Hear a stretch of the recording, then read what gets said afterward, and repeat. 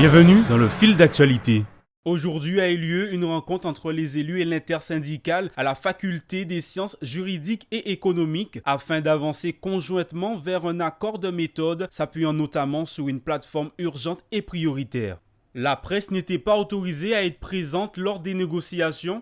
En attendant le retour de l'intersyndicale, l'extérieur sonnait avec quelques notes de Broca dans la joie et la bonne humeur. Après un peu plus de 4 heures de négociations, Élie de Mota, le leader du LKP, nous fait un constat. Bien bonjour.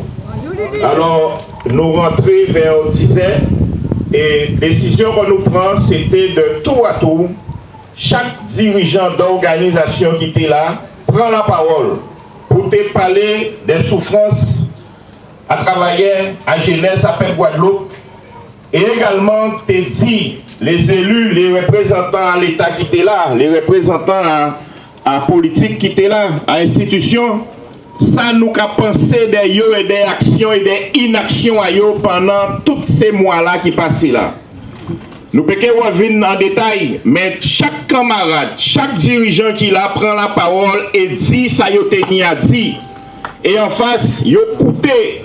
Et nous, on peut faire nous confiance, nous disons, ça nous tenait à dire en les situations là et en les attitudes inadmissibles pendant toute période là, ça jusqu'à qu'on y est là. Ça c'est yon. Deuxièmement, en fin de séance, nous commençons à discuter de la méthode pour nous mettre en place pour nous négocier et ouvrir les négociations et trouver des réponses. Nous bien faisons comprendre que contrairement à ça, le corps nous dit la quasi-totalité des points qui en protocole là qu'a relevé également des interventions à l'État. Et à l'État au plus haut niveau. Pas directeur du travail, pas directeur à la DAF, pas directeur à la DL, mais l'État à travers ça y a créé en délégation interministérielle. Et donc c'est pour ça nous disons nous déjà fait une proposition d'accord de méthode pour organiser la négociation avec le préfet là. Le préfet là jeté en poubelle. Et pourtant, c'est même projet là ça qu'ils ont utilisé à Martinique. Ils sont d'accord pour travailler avec nous aussi élaboration protocole d'accord de méthode. Donc, d'ici au plus tard demain matin, nous envoyons un projet d'accord de méthode actualisé par rapport à toutes les modifications par rapport à tous les récents événements qui passaient. Nous travaillons ici sans délégation entre nous-mêmes après-midi là et au soir là. De façon à ce que le collectif là valide et que nous voyons demain. Et que yo aussi qui travaillent de côté à yo, nous rencontrons très rapidement, très certainement en journée à demain, pour nous valider un protocole d'accord de méthode pour organiser la négociation. Mais nous disons, pas ni négociation, si pas ni véritablement un protocole d'accord de méthode de négociation avec l'ensemble des parties prenantes à la négociation, en l'occurrence, délégation interministérielle pour négocier et que l'État prend toute pareille. Si pas ni ça, pas ni négociation, autrement c'est de la littérature que nous faisons. Et c'est pour ça, ils ont engagé depuis jour là, ils ont dit qu'ils ont déjà fait, mais là ils ont dit qu'ils ont refait pour demander à ce qu'il y ait une délégation interministérielle qui participe aux négociations, parce que quand nous sommes dit, nous avons répété la quasi-totalité des points qui a dans le protocole là, contrairement à ça qu'on nous a dit, qu'a relevé également de compétences à l'État central. Parce que là, nous avons parlé par exemple des chômages à jeunesse en pays là, ça, il ne s'agit pas simplement d'adapter des mesures d'aide à l'emploi ou de faire l'adaptation des mesures ou de faire promotion à les mesures d'aide. Il faut absolument qu'il y ait des mesures adaptées à situation à nous, à situation à jeunesse à nous, et que nous voyons à travers tous les moyens qui nient, que ce soit les appels d'offres, que ce soit les marchés publics, que ce soit les départs à la retraite, etc. Tous les moyens qui nient pour permettre à jeunesse à nous de travailler. Et l'OGI, et peut faire un projet de vie. Et ça a nécessité intervention à l'État. que ce soit aussi au niveau du problème de l'eau là. Je dis là, tout le monde, je comprends que le SMO permet de Guadeloupe payer des nids de l'eau. Et que si nous voulons réellement qu'il y ait un véritable service public de production, de distribution de l'eau et de l'assainissement, il faut absolument qu'il y ait une intervention à l'État. Il ne faut pas réduire la question de l'eau en compétences administratives des communautés d'agglomération, mais voyez, en tant que politique publique, politique de santé publique pour permettre en denrées contre l'eau qui sont denrées indispensables à la disposition de la population. Donc en ce sens-là, ça nous dit, il faut absolument que pour négociation faite, oui, que nous mettons en place un protocole, un projet d'accord de méthode, mais que toutes les parties prenantes d'être présentes, à commencer par l'État à travers une délégation interministérielle que vous avez engagé à porter monnaie pour faire arriver ici dans les meilleurs délais. Sinon, il n'y a pas de négociation. Et bien évidemment, en attendant tout ça, pas de rien. Et donc, nous avons appelé l'ensemble des militants, l'ensemble des travailleurs, population Guadeloupe, jeunesse Guadeloupe, à maintenir les positions sur le piquet de grève, à maintenir les positions sur le piquet de lutte populaire. Même si Mablo vini, même si il n'y a pas de si habité en nous, nous que trouver d'autres et nous que refaire, et nous que refaire, et nous que refaire, et nous que chier de façon à ce que bien comprendre que ce n'est pas G que nous avons fait, que nous sommes sérieux et que nous pouvons couillonner nous encore. Et c'est pour ça, Adam, même l'idée à renforcer les piquets de lutte populaire.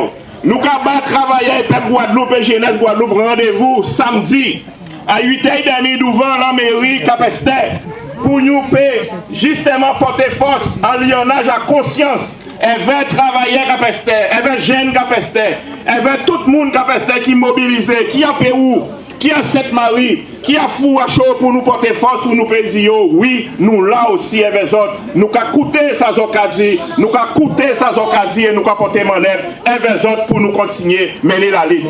Et ça, nous qui faisons tout partout, nous qui aillons à Maunalo, nous qui aillons à Sainte-Rose, nous qui aillons là les travailleurs qualité, la jeunesse qualité, pour nous débattre, discuter avec eux, parce que de toutes les façons, camarades, là, il panique sec, même s'il mouille est sec, mais bon gens, il ne faut pas nous faire derrière, nous peut que faire derrière. Ensemble, nous qualité, ensemble, nous qualité, nous mettons à genoux.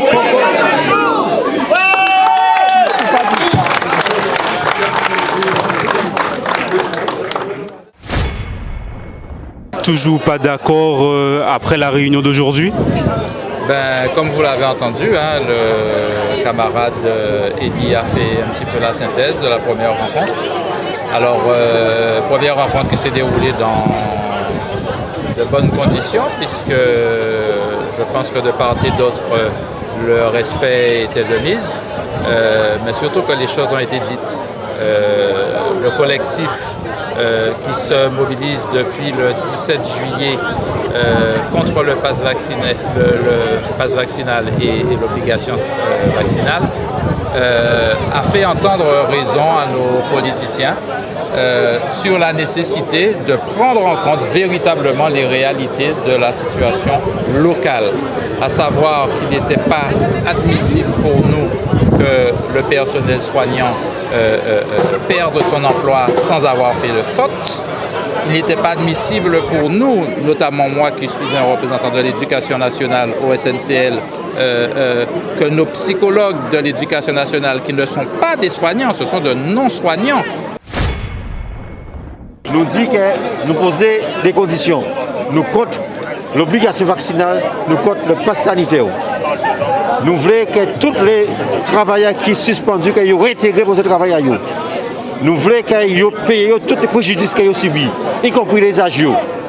Nous voulons que les jeunes qui ont arrêtés, qu'ils ont virés, donc libérés sans condition.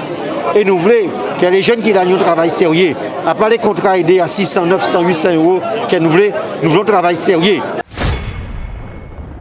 Les élus sont satisfaits de cette première rencontre et disent qu'ils sont prêts à travailler afin de trouver un accord le plus vite possible. Nous avons retenu deux choses importantes. La nécessité de mettre sans délai en place une méthode pour pouvoir engager les discussions rapidement et trouver des réponses.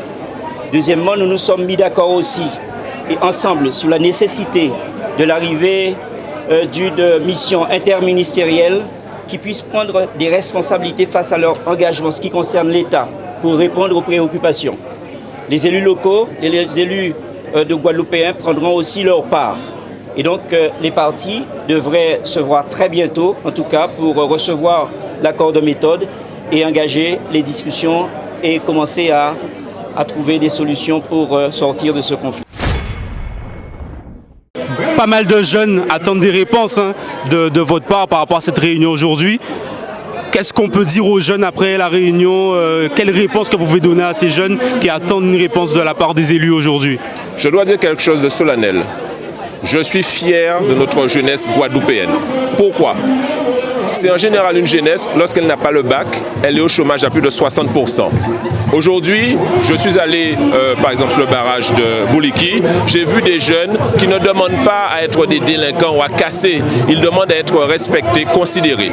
Ce que nous voulons leur dire, nous en tant qu'élus responsables, c'est que nous voulons que, par exemple, les contrats qu'on leur propose, les parcours emploi compétences, soient plus longs. 2 ans, c'est trop court.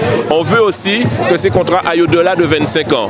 30, 35 ans, parce qu'il y a des jeunes à 30 ans qui n'ont pas encore pu quitter le domicile familial. Et nous demandons que pour que ces contrats parcours emploi compétences soient bien consommés par les collectivités et par le secteur marchand des entreprises, il faut pour cela que le taux de prise en charge de l'État soit plus important. Donc en réalité, nous disons aux jeunes que nous sommes conscients de leur souffrance. Peut-être même que, par exemple, la région n'est pas allée assez loin sur la formation professionnelle et qu'on a notre part de responsabilité à prendre. Peut-être même qu'il y a beaucoup de dispositifs qui existent et on n'est pas aujourd'hui en mesure de les rendre intelligibles pour les jeunes parce qu'on ne va pas assez vers eux. Nous avons proposé aussi des ambassadeurs de la jeunesse pour aller vers ces jeunes parce qu'il y a un paquet de dispositifs, un paquet d'argent qui est sous-utilisé et donc on veut aussi que nos jeunes diplômés, parce que quand 3 partent, un seul revient, on veut qu'on leur laisse l'accès à des emplois à responsabilité en Guadeloupe. On veut par exemple que le cadre à venir qui avait été mis en place à la Nouvelle-Calédonie et à Mayotte puisse pouvoir mettre mise en place en Guadeloupe. C'est l'État. Et donc là, nous voulons très rapidement qu'une interministérielle vienne avec l'intersyndical, avec les élus responsables pour que nous avancions dans l'intérêt de cette jeunesse. Nous lui disons que nous la respectons, que nous avons besoin d'elle parce que lorsque nous avons un territoire qui ne fait pas assez d'enfants, c'est la jeunesse qui va apporter sa fécondité. C'est elle qui va rester sur place. On doit créer les conditions pour qu'elle reste sur place. Nous sommes conscients des difficultés et nous disons que nous ferons de notre mieux le maximum avec elle. Josila, c'est la jeunesse qui, dans la rue là, qui message vous fait passer par la jeunesse là? C'est un combat, et pas un combat qui pas difficile. C'est un combat aussi parce qu'il y a ni des droits, et là nous avons autant de jeunesse qui a une cause d'être dans la rue là, une des jeunesses qui nous diplôme, ni ça qui sans diplôme, ni ça qui travaille, ni ça qui pas travaille, ni ça qui n'est pas ni ça qui pas ni ça qui est en France, ni ça qui pour aux gens en France.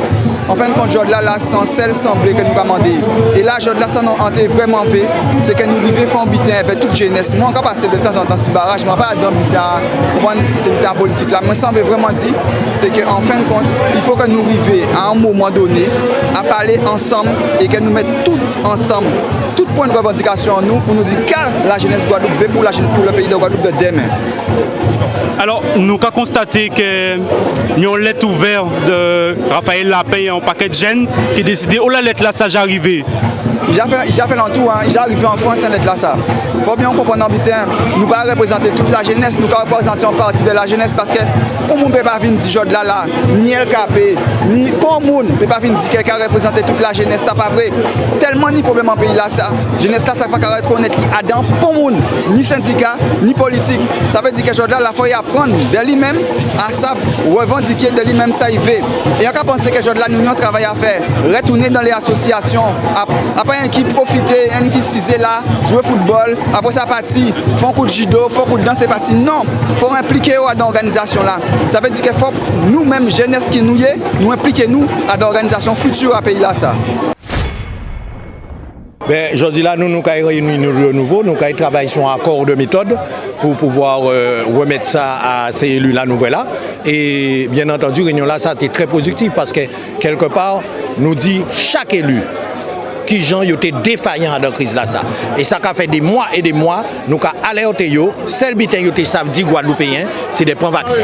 Et aujourd'hui jour, faut pas yo faire semblant, yo vrai bitin à brûler, yo ni seul mérite c'est de dire OK, yo ka vinn. Mais nous attendons une délégation ministérielle multiministérielle d'ailleurs, avec eux pour nous régler tout problème. Nous ne pouvons pas faire un petit morceau. Demain matin, hôpital, nous allons remettre accord de méthode là pour nous négocier. Concernant la jeunesse, quelle décision vous parlez de la jeunesse pendant les décisions qui prend pour la jeunesse lors des réunions là ça? Alors, première décision que nous prenons pour la jeunesse, c'est déjà non au pass sanitaire, non à l'obligation vaccinale. Parce qu'en cas de autres les jeunes qui s'y les piqués, ils ne veulent pas vacciner, ils ne veulent pas pass sanitaire. Et ils ont dit qu'ils ne veulent pas prendre ça. Donc, premier bitin nous dit. Deuxième bitin nous dit, il faut nous ayons un plan de formation drastique, mais nous ne pouvons pas rentrer totalement dans les détails. Ça dans la plateforme là, pour les jeunes, et plus travail pour les jeunes. Il passait dans un état d'esprit où entre Guadeloupéens nous parlait, parce que nous en classe politique, même si nous, au niveau du mouvement là, nous, dans le collectif, nous rappelons qu'il était étrangement silencieux pendant trop longtemps et qu'il n'y a pas pour mesure, ampleur, à colère à la population là qui ne veut pas sanitaire et qui ne veut pas vacciner. Donc nous rappelons que voilà, ce n'est pas de séparer des mouvements sociaux là. C'est d'être à côté du mouvement social et des fois, on voit en France même, des fois, les élus qui ont défilé en tête à l'écortège. Mais là, comme par hasard, les élus, ils sont derrière. Et depuis 2009, c'est M. Lirel qui mettait espèce de dans ce pays-là, c'est qu'il a considéré que le mouvement social, c'est beaucoup à carnaval. Et là, nous avons montré qu'il n'y a pas de carnaval, que le peuple là, à la rila, que le peuple là colère et que le peuple là ne veut pas prendre ni obligation vaccinale ni pass sanitaire. Donc nous rappelons ça et nous mettons d'accord sur le fait que aujourd'hui la situation là explosive et vous pouvez voir GGN, vous pouvez voir RAID, à part ça qu'avec nous paix, jeunesse là décider que la situation là changer. Il faut que les gens qui ont exercé la violence légitime dans le pays là, ça rassemble nous. Il faut que le préfet là rassemble nous. Il faut que l'armée rassemble nous. Il faut que la gendarmerie rassemble nous.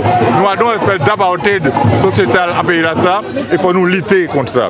Et par rapport à ça, nous disons que par rapport à cahier de revendication en nous allons exiger la présence d'une délégation interministérielle.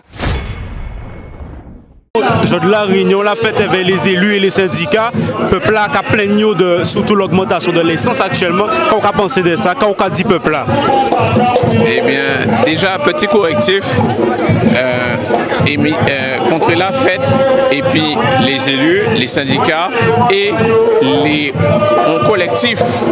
C'est pas les syndicats, c'est un collectif composé des syndicats, membres de la société civile et d'autres associations. Les affaires à essence là, il faut bien comprendre qu'il y a dans le schéma de rempli poche à l'État et que de toutes les manières, puisque nous avons toutes que l'essentiel à augmentation là, c'est un jeu de taxes. Donc, jeudi jour, si on veut baisser l'esprit à essence là, c'est eux qui ont décidé, à pas nous. Est-ce une décision des élus locaux ou une décision au niveau à la France? Malheureusement, nous aimons dire ces décisions élus locaux, mais on ne peut pas dire quoi que c'est élus locaux qui décident de prendre rien à Guadeloupéen. On peut espérer en tout cas. Après les négociations, comme vous avez pu le voir, les élus et l'intersyndicale sont assez satisfaits de cette première rencontre, mais les syndicats appellent à un renforcement des piquets de grève. D'ores et déjà, une nouvelle rencontre sera prévue entre l'intersyndicale et les élus. C'était le fil d'actualité sur MyTV Caraïbes.